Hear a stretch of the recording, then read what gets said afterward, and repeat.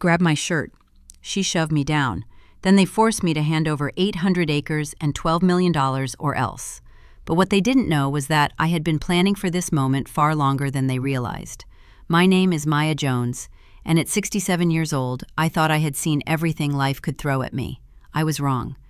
The betrayal that nearly destroyed me came from the two people I had sacrificed everything for, my son Ethan and his wife Isabella. What started as a mother's unconditional love became a weapon they used against me for years, and I was too blind to see it until it was almost too late. The Napa Valley estate had been my sanctuary for over 30 years. 800 acres of rolling vineyards, a historic mansion that had housed 4 generations of my late husband's family, and a wine business worth millions. After Richard passed 5 years ago, I poured my grief into nurturing both the land and my relationship with Ethan, believing that family was all that mattered. I was a fool. Looking back now, I can see the signs I chose to ignore. Ethan's visits became more frequent after his father's death, but they were never about spending time with me. Every conversation somehow circled back to money, to the future of the estate, to his mounting debts from failed business ventures.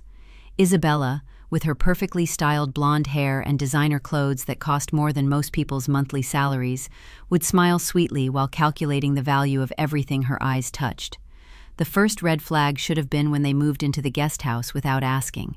Ethan claimed they needed time to find their own place after losing their San Francisco apartment. That was 18 months ago. They never looked for another place. Why would they, when they had convinced me to cover their credit card bills, their car payments, their dining expenses?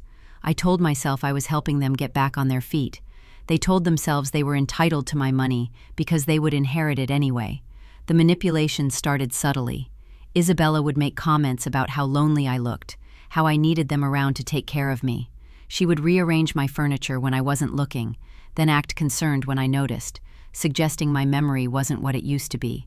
She convinced me to add her name to my household accounts for convenience, since she was doing so much to help manage things. Ethan backed her up, always gentle, always concerned about his aging mother, who couldn't possibly handle such a large estate alone. I believed them because I wanted to believe them. The alternative was too painful to consider.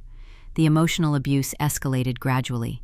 They would criticize my decisions about the vineyard, suggesting I was losing my touch, that I needed their guidance.